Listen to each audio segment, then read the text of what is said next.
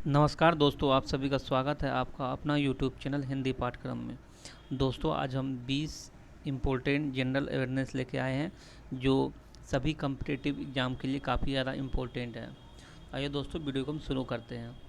पहला क्वेश्चन है कि चोक और त्रिमंगा की नृत्य मुद्राएं किस शास्त्रीय नृत्य से जुड़ी हुई है। यहाँ पे 4 ऑप्शन दिया हुआ है। तो ये चोक और त्रिमंगा नृत्य जो है उड़ीसा से जुड़ा हुआ है। ये 21 का ऑप्शन नंबर ए इसका सही हो जाएगा। ये कथकली जो है, कथकली लोक नृत्य जो है केरल से जुड़ा हुआ है। भरतनाट्यम लोक नृत्य जो है ये तमिलनाडु से जुड़ा हुआ है। और कुचिपुड़ी जो है ये आंध्र प्रदेश से जुड़ा हुआ है। अगला क्वेश्चन है कि वर्ष 2019-21 के लिए association of world election bodies के अध्यक्ष के रूप में किसे नियुक्त किया गया था। ये जो है सुनील अरोड़ा को नियुक्त किया गया था। तो 22 का ऑप्शन नंबर डी इसका सही हो जाएगा। यानी कि वर्ष 2019-21 की अवधि के लिए श्री सुनील अरोड़ा को एसोसिएशन ऑफ वर्ल्ड बॉडीज का चेयरमैन नियुक्त किया गया है।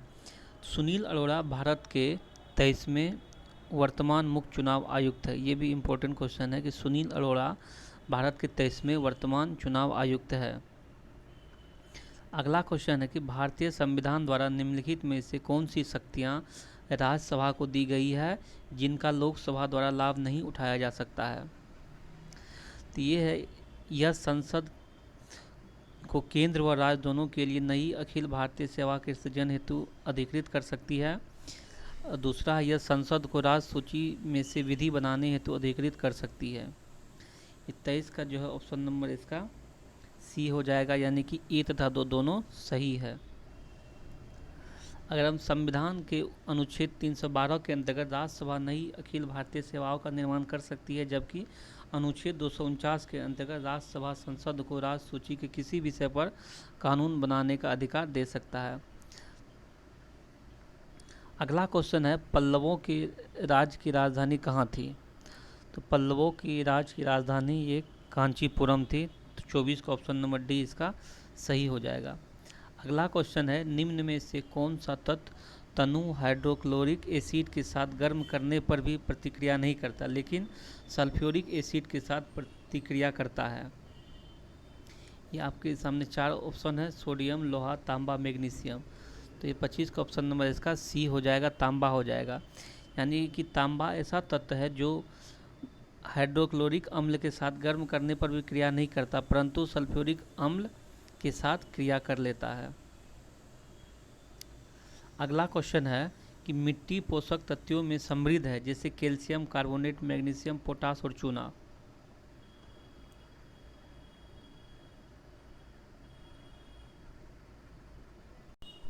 तो ये इसका जो है 26 का ऑप्शन नंबर बी हो जाएगा, काली मिट्टी।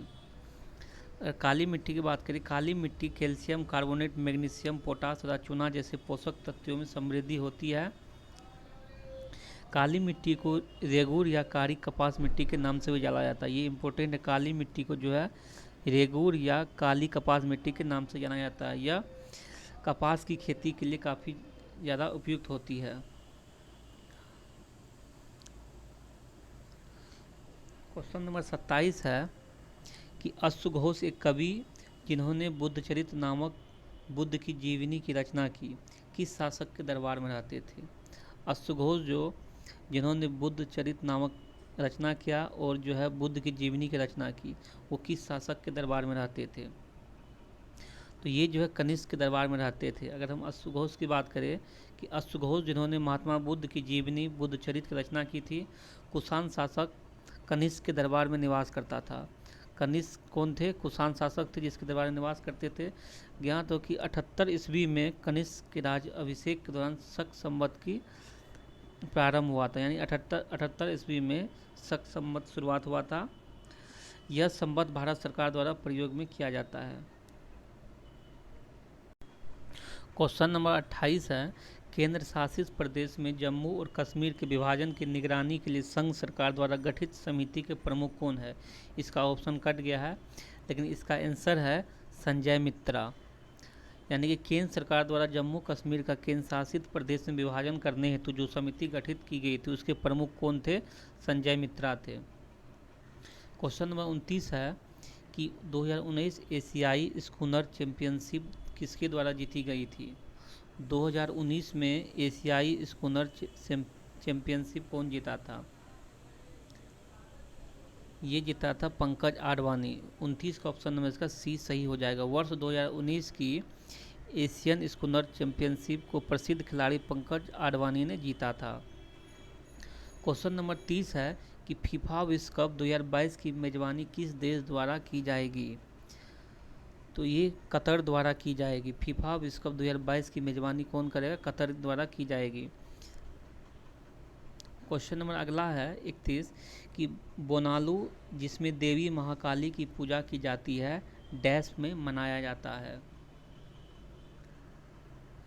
तो ये जो है तेलंगाना में मनाया जाता है। बोनालू जो देवी महाकाली की पूजा की जाती है वह तेलंगाना में मनाया जाता है।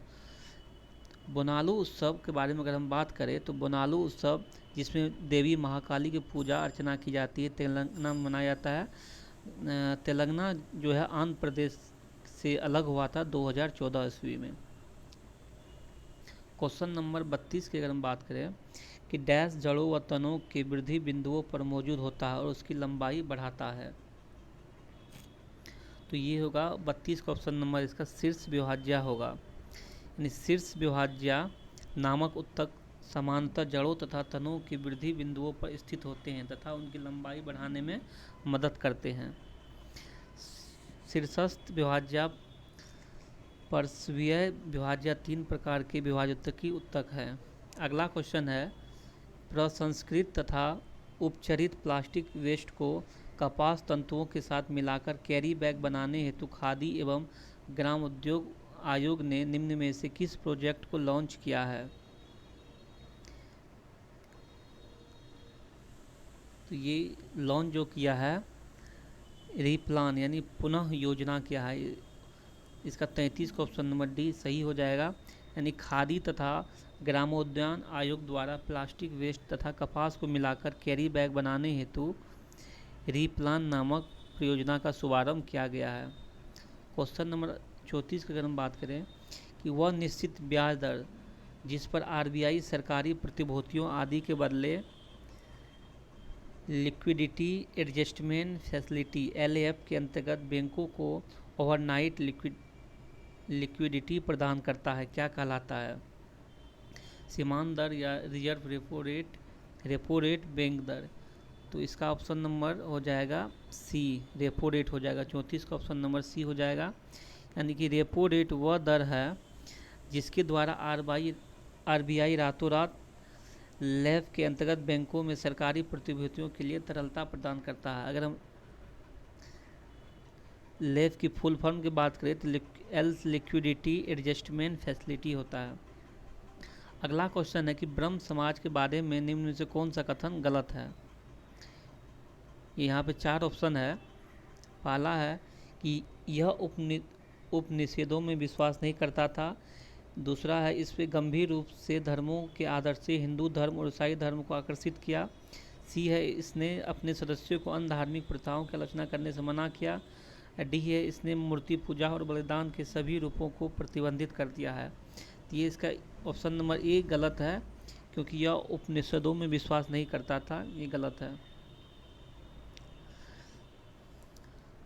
अगर हम ब्रह्म समाज की बात करें तो ब्रह्म समाज की स्थापना 1828 ईस्वी में हुआ था जिसको राजा राम मोहन राय ने किया था। ब्रह्म समाज की स्थापना 1828 में राजा राम मोहन राय ने किया था।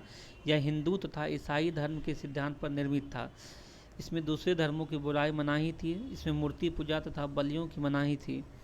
इसमें उपनिषदों के अस्तित्व में यकीन किया जाता था। अगला क्वेश्चन है 36 नंबर कि अल्ट्रासाउंड के संबंध में निम्नलिखित में कौन सा कथन सही है?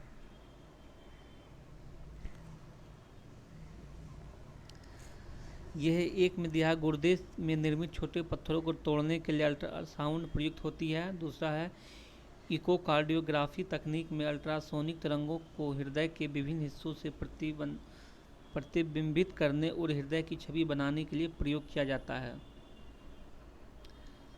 ऑप्शन अगर देखें 36 का ऑप्शन नंबर सी, यानी कि दोनों ये सही है।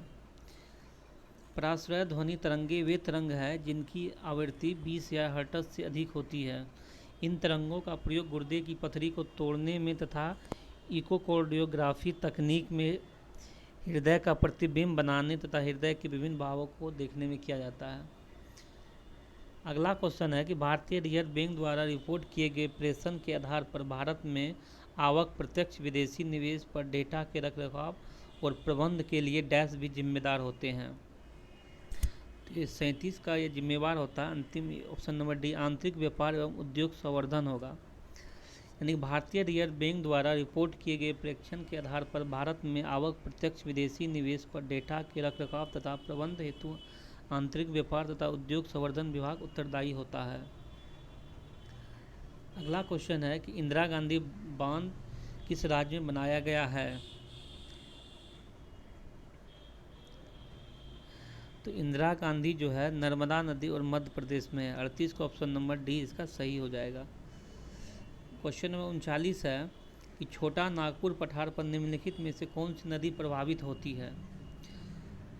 तो ये होगा दामोदर नदी दामोदर नदी पर जो है प्रभावित होती है। यानी दामोदर नदी की उत्पत्ति छोटा नागपुर के पठार से होती है। यह नदी अंततः बंगाल की खाड़ी में गिर जाती है। दामोदर नदी को बंगाल का शोक नदी भी कहा जाता है। ये इंपॉर्टेंट क्वेश्चन है कि दामोदर नदी को बंगाल का शोक नदी भी कहा जाता है। क्वेश्चन नंबर 40 है कि राष्ट्रपति के चुनाव का तरीका प्रावधान भारतीय संविधान द्वारा डैश से उधार लिया गया है। तो ये राष्ट्रपति का चुनाव का तरीका जो है आयरिश संविधान से लिया गया है। 40 का ऑप्शन नंबर इसका ए सही हो जाएगा। यानी कि आयरलैंड, यहाँ पे गलत मिसप्रिंट दिया हुआ, यही आयरलैंड के संविधान, भारत के राष्ट्रपति का चुनाव का तरीका आयरलैंड के संविधान से लिया गया है। इसके अतिरिक्त राज्य के नीति निर्देशक तत्व जो है तथा राज्यसभा के सदस्यों का नामांकन भी आयरलैंड के संविधान से लिया गया है। तो दोस्तों आज इतना तक ही। अगर वीडियो अच्छा लगे तो लाइक और सब्सक्राइब जरूर कीजिएगा। धन्यवाद।